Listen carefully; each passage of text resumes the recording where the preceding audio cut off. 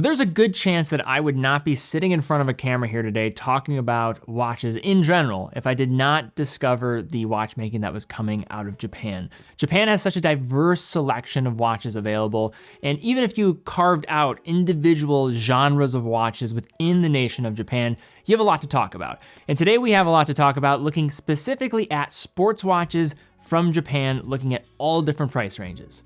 So with this video, how this is gonna be broken down, we'll have three primary sections. The first section will be a big chunk of it, looking at larger scale brands, mostly under $2,000. Part two is basically almost non-existent. I'm gonna quickly talk about a couple considerations in the micro and independent scene out of Japan for sports watches. And then finally, we have the luxury segment for sports watches from Japan, which will be dominated by a couple of brands there. And that really is the theme throughout this entire video. When you're looking at Japan compared to Switzerland or even Germany, there's not as much variety on the brand level, but you do get some immense variety when you get into the brand specifically and have some of these familiar names just delivering over and over again. A couple things when considering watches for this list: these have to be Japanese brands, so Japanese movements is not enough to qualify. 100 meters of water resistance is ideal, but there might be a couple exceptions on this list, and I'll try to give reasons for it. ISO compliance is also very nice to have, and if the brand has some history when looking at this whole arena of the style that we're talking about today, that will obviously help too. So as probably many of you know, Japan is dominated by just a few brands that will produce watches and really own the marketplace. And if you're looking for a watch from Japan, chances are you've stumbled on the few that we're going to be mentioning here at the beginning. So first off, we're going to look at Casio. I want to keep the Casio section pretty short because it can get pretty wild with some digital watches. If you want deeper dives on the subject of Casio digital watches, other Casio watches to consider, I've done many videos in the past. I don't want to have this be that video. Instead, I want to look at some of the highlights. And first is an analog watch. This is looking at the Casio Duro. Fan favorite here. It's been mentioned on the channel many times, but for $50, $60 for a watch, I mean, it's pretty hard to beat. 44 millimeter case, thickness of 12 millimeters. You have a lug to lug of 48 millimeters. These wear like 41 millimeter watches, I would say, despite that 44 millimeter case size. 200 meters of water resistance, so absolutely capable as a dive watch. Mineral glass on top. The MDV 106 was released back in 2011. Since then, there have been many different colors available. You have some bicolor bezel options, a blue dial option, a lot to get lost in here. But in terms of the price, the position, it's one of these pieces for a sports watch out of Japan, and really just a watch anywhere for that matter, that is hard to beat for around $50 to $60. It's actually even insane to say that out loud, a watch for $50 to $60 nowadays. It's actually worth buying. Now we move along to the Casio GA2100, often known as the CasiOak informally. So these are watches that will take the octagonal shape, infuse some analog digital display, a lot of the features that we've loved to see from G-Shocks for years and years, and comes together in a contemporary package that is pretty easy to love. Different case colors to choose from in a very similar silhouette across the board. In terms of the case size, these are also very similar to how the DW5600s would wear on wrist. It's a different way in which it's going to get there, but it's still gonna have a package that's going to wear well on a wide variety of wrists. In terms of the caliber on the inside, you have a solar quartz movement, mineral glass up top. These were originally released in 2019 and basically took the industry by storm, especially the enthusiast audience. I actually have an entire video, what to know before looking to buy a CasiOak. So if you want to learn more, I will link to that in the description down below. And then one final Casio I want to mention here is the GWM5610. The 5610 basically is the bigger, meaner brother compared to the DW5600. How do you get modern specifications in a case silhouette that is probably since the early 1980s as legendary as you're going to come across? In terms of the case dimensions, you're looking at 43.2 millimeters, thickness of 12.7 millimeters, lug to lug of 46.7 millimeters. This is absolutely a functional dive watch, 200 meters of water resistance. Casio G-Shocks have been issued to US Navy SEALs in years prior, but a big added benefit to the 5610 compared to some other DW 5600 configurations is the fact that this has atomic timekeeping. So if you want precise time setting, you want some added spec to go along with it, tough solar charging, you get all of that in this package that is going to come with a very familiar look on the external side. Now shifting to the next brand here, we have Orient. They fall underneath the Seiko Epson Corporation. I could mention many Orients here, but there's one standout when it comes to a dive watch, a sports watch from Orient that I think does have an ability to punch above the rest of what they're presenting, and that is the Orient Komatsu. A big reason for the Orient Komatsu stepping up is it takes some of the best of both worlds from the Mako as well as the Ray and infuses it in one package while upping the specification in the process. Now, this is not going to be an ISO compliant dive watch. If you want that, you probably have to wait a little bit longer for 2 other brands that will follow up here. But if you just want a good looking dive watch, 200 meters of water resistance, a movement on the inside. This is the F6922. This caliber actually out of the box is going to run in a tighter range of accepted accuracy than that of some Miyota calibers, the 8 series, as well as some of the 4R series from Seiko. But that is an in-house movement being produced by Orient. Also, these come with sapphire crystals, which is a big upgrade compared to some of the other dive watches from Japan at this price range. Several different dial options to choose from. Case diameter is 41.8 millimeters, thickness of 12.8 millimeters, and a lug to lug very compact at 46.3 millimeters. Now we move on to probably the biggest chunk of this first section of the video, and that is going to be Seiko. I'm going to look at this in a couple different buckets. I'm going to start with Seiko at the core product, and then we're going to transition up to the luxe side of things. And if you have no idea what I'm talking about, knowing the different tiers of Seiko, I will also link to another video down below where I try to break down everything you need to know about the tiers of Seiko, from entry-level Seiko 5s up to the LX models that go above $6,000. And yes, there are Seiko watches that go up to that price. We're not going to be going up all the way here. I want to keep this under $2,000 because we'll have a lot of other watches to talk about at the luxury end of things, but we are going to get up there a little bit with Seiko, but we're going to start with the Seiko 5 collection. And the first ones that come to mind are not the least expensive of the watches we're going to look at from Seiko, but in terms of where they're able to separate, and some of my personal favorites, these absolutely need to be here. We have the Seiko SSK GMTs. So you have a couple different flavors here for the SSK GMTs that you can look at. You can look at the Field GMTs. Those are the SSK 023 and the 025. Those were released earlier this year in 2024, but I want to focus mostly on the bicolor dive style of the SSK 001, 003, and 005 as the originals back in 2022. And basically what we've seen ever since as a trio of new releases year after year. But at the core of what made these watches so special was the 4R34. When this was unveiled, it totally changed the landscape of attainable GMT watches from the mechanical perspective. Under $500 to find a GMT movement available, it wasn't something that was truly plausible, but this totally changed the game. You now have seen many different microbrands get access to this movement, and I think it's just improved the entire industry overall, but it all started right here with these SSK GMTs. You get a 42.5 millimeter case, familiar if you know the lineage of this line, 13.6 millimeters in thickness, a 46 millimeter lug to lug, still getting 100 meters of water resistance. As I mentioned, the 4R34 movement on the inside changed the game. Mineral glass up top. These are available under $500 nowadays, much more attainable than that, probably in the mid $300 range for these pieces, or under $400, I can safely say. And every single year we've seen just some updates to the collection. So the originals were the SSK 001, the black, then you had the SSK 003 with the blue and black bezel, the SSK 005 in orange. 1 year later in 2023, you saw 3 new SSKs become available, the 017 with its yellow dial, the 019 with its Pepsi internal rehaut,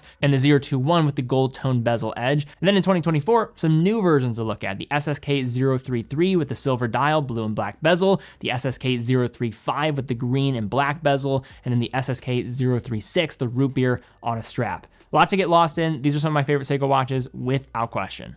So Seiko was trying to make some shifts with the Seiko 5 collection around 2019. They released this model family. This is the SRPD, known as the 5KX. You have a few different options to choose from here. At the time though, it was unbelievable. You had dozens and dozens of different versions to choose from here. I'm highlighting 2, probably some of the most versatile. Those are the SRPD 5.1, that's the blue dial, and the 5.5, which is the black dial. What these essentially are is take the SKX silhouette, infuse Seiko 5 DNA, still get some sports upside, but now get plenty of other different colors to choose from, and prices just over $200. So in terms of getting versatility, getting some sports upside, I think you're getting it in a package that is pretty hard to beat from a lineage of watches that is as legendary as any in watchmaking. 42.5 millimeters for that case size, 13.4 millimeters in thickness, 46 millimeter lug to lug, so similar to what we're seeing throughout the Seiko 5 collection nowadays for watches of this style. 4R36 movements on the inside, mineral glass, variety of watches to choose from here. These are non-screw down crowns, but they still are getting 100 meters, so it's absolutely suitable. I'll also throw in an honorable mention for the SRP-K models. So these are going to be the 38 millimeter versions of these. So if you want something like this, more in a downside scale, that's where you can go for as well if you find that the 42.5 millimeters might be a little bit too large for you.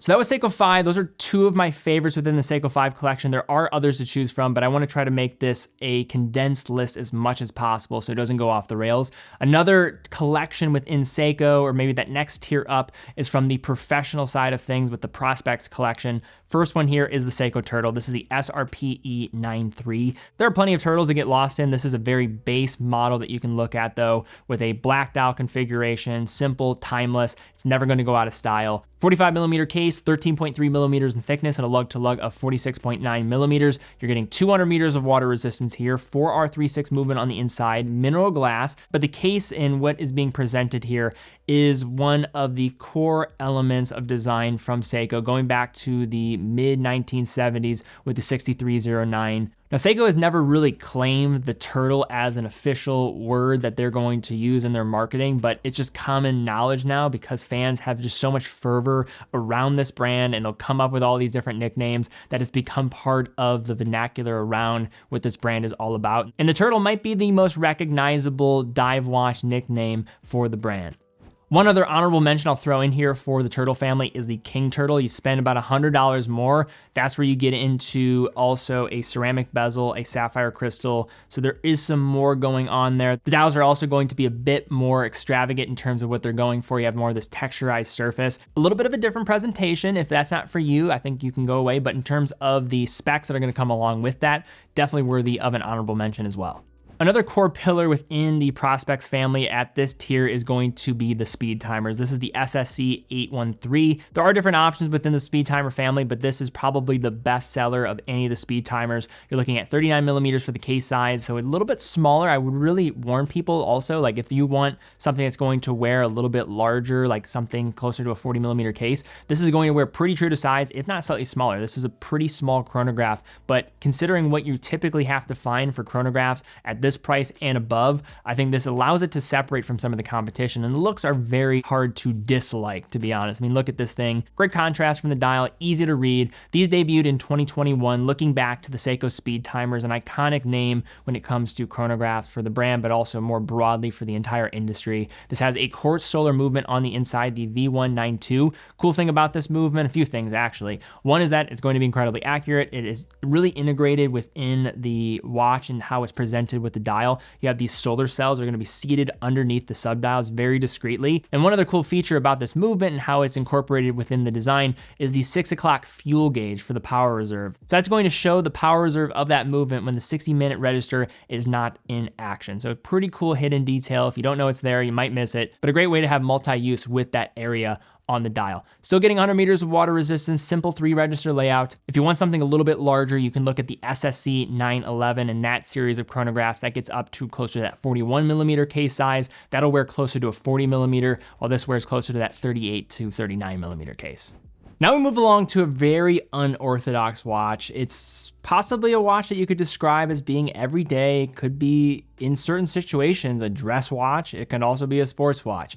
This is the SPB 121, known as the Seiko Alpinist. So how the story goes with this watch is back in the 1950s, Seiko had a watch released for Japanese explorers and mountaineers known as the Seiko Laurel Alpinist. But back in 2006, Seiko released a watch that probably was the most direct in drawing influence for this design with the SARB 017. This was discontinued around 2018. Then in 2020, Seiko comes out with the SPB 121, which is basically taking a lot of the same characteristics of that SARB 017. It was a JDM model. People loved it. I've owned it in the past. It was featured in the first video ever on this channel, so I'm a huge fan of the Alpinist family. You have 200 meters of water resistance, you have 39.5 millimeter case, 13 millimeters in thickness, the 6R35, which is the entry door for being able to get into this level of caliber from Seiko. That comes with that 70 hours of power reserve, sapphire crystal, and you get this distinctive look. You have the dual crown, the internal rotating bezel, the Cyclops.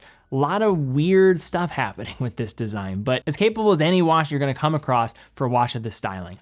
So now we get into the Seiko Luxe tier. I'm not going to go into all the detail about what Seiko Luxe is, but it's the higher end offering from Seiko. This is where you're going to see pieces more in that $1,000 to $2,000 price range, all the way up to $6,000. You'll also see King Seikos as a possibility here, watches like the Astron. So this is just an important distinction to make when looking at Seiko. There's many different aspects of Seiko watches, and probably one of the best examples of what you get as you start to make this ascension up is with the SPB 143. What this is the 62 Mas reinterpretation. They'll call this the 1965 reinterpretation. Not to be confused with the recreation, that's a whole different animal. I don't make the rules, I don't define all this, but this is just things you have to know when you look at Seiko watches. But what is this watch? It's looking back to the 62 Mas DNA, the first professional dive watch ever to be produced in Japan back in 1965. So this recreates that package so you get that vintage look. The silhouette is there with the case,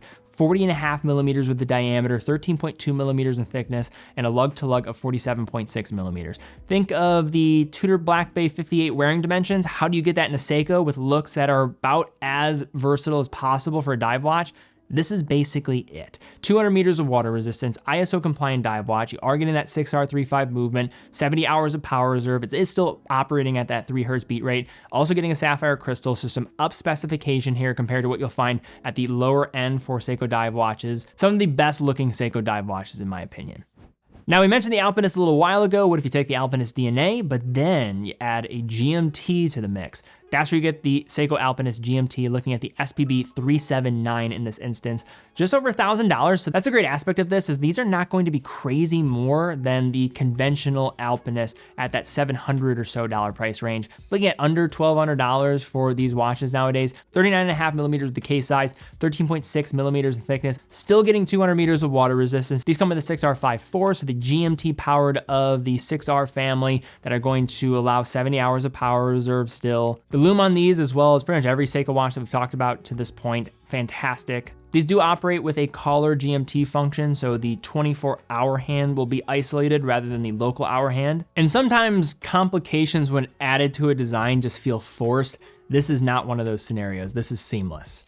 And then one other GMT within the Seiko Prospex family I want to talk about is the Seiko Prospex GMT. This is the SPB 381. So take more of this Marine Master professional dive watch DNA, infuse also a GMT into the mix. You're getting a 42 millimeter case size and a lug-to-lug of 48.6 millimeters, 200 meters of water resistance, the familiar 6R54 movement on the inside, sapphire crystal. This is known as the 1968 reinterpretation. We love these reinterpretations from Seiko. You get 72 hours of power reserve, collar GMT function, ceramic bezel insert, and slimmer bracelet than some other Seiko models, and wears like a dream on the wrist. Now let's shift over to Citizen. So Citizen has a few different options I want to talk about here. Dive watches from the ProMaster family are absolutely one, and looking at some of their aviation pieces too. But I want to start with the Ciosa to begin. I want to look at the small seconds version, because the small seconds just delivers a lot more than the conventional 3-hand across the board. Number one, the dial is going to be more elevated in its finish, 11.7 millimeters in thickness, lug-to-lug of 45.7 millimeters, and I think it wears pretty true to that dimension, given how the links are going to shoot rather straight down compared to a lot of other integrated sports designs. And 50 meters of water resistance, I did mention that 100 meters would be ideal, but this is going to be one of the exceptions, because when I think of integrated steel sports is part of that whole language, and I think this qualifies for that. You're getting the 8322 Miyota caliber on the inside. Why this is a nice benefit compared to the previous gen, or the original gen of the Ciosa models, is that these are going to also extend the power reserve. You're getting 60 hours of power reserve, so a 50% increase compared to the original models. The originals were first released in 2022, strictly in Japan, then a year later around different markets around the globe, including the US, and then 2024, we saw this more gradual rollout of the small seconds versions, which to this point, I think are my personal favorite. I hinted at it a moment ago. We have to talk about it. Citizen ProMaster Fugu. These are going to be some of the most important dive watches in Citizen's history. And if you want dive watches with true credibility, you have to mention Citizen. These were originally released back in 1989. Fugu refers to puffer fish, so that is why you'll see a giant puffer fish on the back of these watches for the case back. But these are legends of diving affordability out of Japan, used by the Italian Navy's Special Forces unit as well. So you've seen these put absolutely through their paces, also predating the SKX by 7 years, despite using similar case silhouettes. This is an ISO 6425 rated dive watch, sapphire crystal, 44 millimeter diameter, 12.8 millimeters in thickness, and a lug to lug of 50 millimeters, while getting 200 meters of water resistance and some of the best in class lume. And then another dive watch I want to mention here from Citizen, and this is not going to be to everybody's taste, but in terms of collectability, what people love if you are into the enthusiast angle of Citizen, you have the Citizen Aqualand. The Aqualand is a behemoth of a watch. It's 52 millimeters lug to lug, 16 millimeters in thickness, 200 meters of water resistance, eco drive movement on the inside, and mineral glass. So why are people interested in this watch? Well, so Citizen's Aqualand collection debuted back in 1985 and has become a mainstay thanks to an accurate integrated depth gauge. So that is going to be the real star of the show here, and why so many people that are into diving love the Aqualand. This is going to serve as an excellent backup to those that actually dive to a diving computer. And given its intended use case, you have eco-drive technology. It is a nice marriage of these two ideas, and you stack it with a variety of features to go along with it. So we talked about dive watches from Citizen. I also want to talk about aviation watches, one specific one, the ProMaster Nighthawk from Citizen. This is one of the most popular aviation watches that the brand makes, and I have spoken with many pilots, and it always feels like their entry door into pilot watch collecting starts with Citizen. It gets a lot of major kudos from people in the profession. Diameter of 42 millimeters on this piece, very busy, but they do manage to put a lot of information on this dial that's only 42 millimeters. So this isn't going to be as large as some of the other aviation pieces from the ProMaster collection. 13 millimeters in thickness, lug to lug of 47 millimeters, still getting 200 meters of water resistance, eco drive movement on the inside. This was recently updated in 2020, and it's designed to look like a helicopter cockpit at night. Comes in multiple variations, tracks 2 time zones, it has a slide rule bezel, well-loomed indices and hands. And this is definitely going to be a little bit busy for my taste, but if you are thinking about the intended use case and also how they're able to infuse a lot of information into this, it does still manage to feel quite balanced compared to some of the other offerings from the brand. Now, as I mentioned, I want to talk about 2 micro independent brands just as honorable mentions here. I'm not going to spend that much time on this. The first brand is Kuo. This is from Kyoto, Japan. They just started in 2020, but they're one to look out for. They have a lot of watches available under $1,000. This is their new dive watch known as the Sombrero. I am scratching my head a little bit on the name just because it seems a little bit out there. I'm sure there's more to the story than what I am aware of, but these are pretty nice looking watches. I was able to spend some time with them. Really sharp looking, 200 meters of water resistance, getting more of this dive style. Kuo is also a brand that typically is going to have more of these understated dress pieces inspired by the 1950s. So this drastically is going to differentiate from what they typically do. But then you think about independent brands under $1,000 from Japan, it's strange to say that there's not many to choose from, and that's coming from a nation that supplies movements to so many different microbrands and independents. But when it comes to actual names from the nation itself, there's not that much to choose from. And Kuo is probably one of the newer names that I think is now going to be a mainstay for the years to come because of what they're providing for the dollar amount and allowing it to differentiate from some of the bigger names that absolutely dominate what is being done in Japan. And then one other brand I want to mention here is Minase with their 7 windows. So this only has 50 meters of water resistance, but I think there's plenty of sports upside presented in the package. This is probably one of the most distinctive watches I've ever seen in what it's bringing forth, and that's why I wanted to include it on this list. This is going to be a watch that has a variety of sapphire glass windows to be able to see the watch. So Minase has been around as a brand in 2005. That's when it was established. But the offshoot of this company that was actually first associated with precision machining and engineering goes all the way back to the year 1963. So they've been doing a lot of this for the long time. So case finishing and construction and that know-how is being brought in a package that is going to really create something that is way different than you're going to find from many other brands. It has 7 different sapphire crystals in this case. And you're you're also getting a custom Editorial movement on the inside with a look that is pretty hard to duplicate around the industry. So now we get into the luxury tier from Japan, and there are many different Japanese watches to think about here, but they're going to be dominated mostly by one brand. I'm going to have another brand here also at the end, but I think you're going to probably know who they are. It's going to be Grand Seiko mostly. So let's go through some of the Grand Seiko sports watches and talk about it, but I want to draw a line of distinction about what is going to qualify as a sports watch. Grand Seiko has plenty of watches in the Evolution 9 family, the Heritage Collection, that could absolutely qualify as a sports capable watch, but I want to draw the line so this doesn't get so crazy. 100 meters of water resistance will not be enough, so what we're really looking for is truly designated as sports watches from the brand. So it's either in the sports collection, or I can justify saying that this is truly a sports watch, not anything else. So I have a white birch on my wrist right now. This is not going to qualify, despite it probably still having enough upside to be considered it, maybe if you draw a line in a certain way. So one watch I want to absolutely include here, this is part of the Evolution 9 collection. This is the Grand Seiko Tenograph, the SLGC001. So when this watch was released a year ago in 2023, this was the first ever automatic chronograph from Grand Seiko. Like, just think about that for a second. This is the first time Grand Seiko's ever released an automatic chronograph, and it came out in the year 2023. They have released other chronographs, especially in the Spring Drive family, but it's incredible to think that this is the case. And what also made this watch really groundbreaking for the brand is it incorporate the dual impulse escapement that came with the 9S-A5. That movement took 9 years of development, and this is not just simply just tapping on a module to this movement and calling it a day. They had to reconstruct the main plate for this movement to be able to do this. Also, what's going on with the Tenograph with its caliber on the inside, you have the 9S-C5 for this movement. This is the movement that's going to have 72 hours of power reserve while operating at 5 hertz for frequency. That's 36,000 vibrations per hour, twin barrels to be able to pull that off.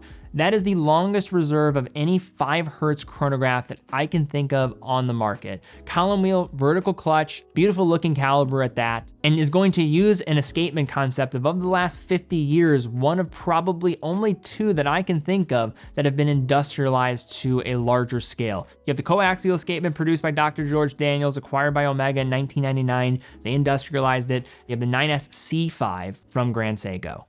Now we shift to the more attainable side of things from Grand Seiko for a watch that retails under $4,000 with the SBGN027. So how is it positioned for this money? You have the 9F calibers on the inside. So you think quartz. Now for some people, they absolutely detest quartz in all scenarios, but the 9F is not just any quartz. And I think just the quartz hatred is so overdone, and it should not be part of, I think, watch collecting in general. I think you should absolutely give quartz a good shake, especially 9F. 9F is going to have more components than a lot of mechanical watches in this industry. I was able to see the production of 9F when I was able to visit Grand Seiko's Shinshu watch studio. When I was there, it was insane just to see the finishing of the 9F. These are beautiful looking calibers. If you look at some of the 9F calibers, they also have accuracy of plus or minus 10 seconds per year. The specific caliber inside here is the 9F86. So this is a GMT, a true GMT at that. So isolated local hour function, 39 millimeters with the case diameter, thickness of 12.3 millimeters, lug to lug of 45.8 millimeters, and 200 meters of water resistance. Now, one of the big challenges with spring drive watches from Grand Seiko is a lot of them get a little bit too large for some wrists out there. This is a good middle ground for the next watch we're looking at here. This is the SBGE 255 and 257. These are 40.5 millimeter GMT spring drive watches from Grand Seiko. You have a 14.6 millimeter in thickness, so that's the only dimension that might skew in one direction, maybe being a little bit larger, but still pretty wearable, all things considered, on what's going on here. Lug to lug of 48.4 millimeters, water resistance of 200 meters. You're getting a ceramic bezel, and these two options, either green or blue. 9R66 movement on the inside. This is a spring drive caliber. So I think you guys have heard me talk about spring drive before. If you need to learn a little bit more, I will link to my video talking all about spring drive, but it utilizes some of the best upside with quartz technology as well as mechanical technology into one movement package. You're getting 70 hours of power reserve, true GMT function, great water resistance. The efficiency of electricity that you're going to have in a spring drive movement is unbelievable. If you gave every single person in Europe as well as the United States a spring drive watch, all of the electrical charge to power that spring drive would not be able to light a single light bulb. Talk about efficiency there, and being able to be accurate to plus or minus 1 second a day or plus or minus 15 seconds a month. Now looking at some dive watches from Grand Seiko, you have the SBGH 289. This is a high beat dive watch from the brand. 43.8 millimeters for diameter here, 14.7 millimeters in thickness. So not going to wear to the full extent of that 43.8 millimeters in case diameter. 200 meters of water resistance. This is a true professional dive watch. 9S85. This is the automatic high beat movement, 36,000 vibrations per hour, 55-hour power reserve, sapphire crystal, and getting some magnetic resistance at 4,800 amperes per meter. And a simple choice for those that are looking for a dive watch at the higher end of what Japan has to offer. Then you have the Grand Seiko SBGE 285. This is within the Evolution 9 collection as well. You're getting a 41 millimeter diameter and a lug-to-lug of 48.3 millimeters, 13.9 millimeters in thickness. Probably one of the more wearable spring drive sports watches that you're going to come across. Whereas like a 40 millimeter on wrist, still getting 100 meters of water resistance. That 9R66 movement comes back here with that GMT, true GMT function. This is sometimes called the Mist Flake. Informally, it has that snowflake dial. GMT, 72 hours of power reserve. Also coming with Grand Seiko's high intensity titanium, proprietary titanium alloy that offers lightweight properties, being around 30% lighter than stainless steel. And then one other GMT watch I want to talk about here is the Hotaka. This is the SBGE 295. What this is really referring to when it comes to this collection and how it separates from some of the other GMTs, a little bit larger on the case size, 44 millimeters, and then also bicolor for the bezel. This one is in green and white, and then also this beautiful green textured dial. 14.7 millimeters in thickness, lug to lug of 50.8 millimeters, still getting 200 meters of water resistance, so absurd in terms of what you're getting on that front. 9R66 movement, so a familiar caliber on that side. Definitely going to be the largest of any of the GMTs that we've talked about so far, so probably best for larger wrists or medium wrists, at least at that. The fantastic green colorway with the amazing dial detail is phenomenal to look at. One of my favorite dials, actually, and probably one of the most underrated dials from Grand Seiko, in my opinion. Showing off the Hotaka Mountains with great detail with that green and then that white combo also with the bezel is very sharp. And I can't actually think of many other alternatives to this, even at more attainable or expensive price ranges that had both of these colors, but they look phenomenal together. Then you have an exercise of crazy finishing on a case. You have the Grand Seiko Tokyo Lion. This is the SBGA 481. The angle's absurd here. I mean, this is one of the most difficult cases to finish from Grand Seiko, no question about it. 44.5 millimeters for the case diameter, 14.3 millimeters in thickness, and a lug-to-lug of 50 millimeters. There really is not a case in Grand Seiko's collection that is going to mirror what this one is doing. And when I'm talking about mirrors, I mean, there are mirrored surfaces basically everywhere you look on this piece. It has a 9R65 movement on the inside, sapphire crystal, high intensity titanium case. So you're getting all these razor sharp edges made from titanium. It does not look like titanium. This looks like stainless steel because of all the reflective surfaces. Bold wrist presence, bold case in general across the board.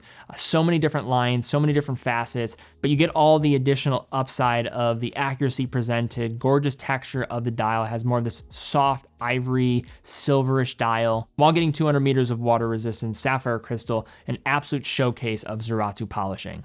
So then we have one final dive watch. This is really where you top things off for Grand Seiko when it comes to dive watches. This is the SLGA 023, known as the Ushio. So quickly, 43.8 millimeters in diameter, thickness of 13.8 millimeters, and a lug-to-lug of 51.5 millimeters, 200 meters of water resistance, but really the star of the show here, two elements. Number one is going to be the dial, which absolutely looks amazing with its wave-like texture. That's one part of this that's special, but then the other part that I want to talk about is the movement. And you could argue that the movement is really the star of the show. This is the 9R-A5. So this takes the 9R6 that we talked about from earlier, but doubles the accuracy, which we're already talking about plus or minus 1 second a day. Let's take that, cut it in half to half a second a day.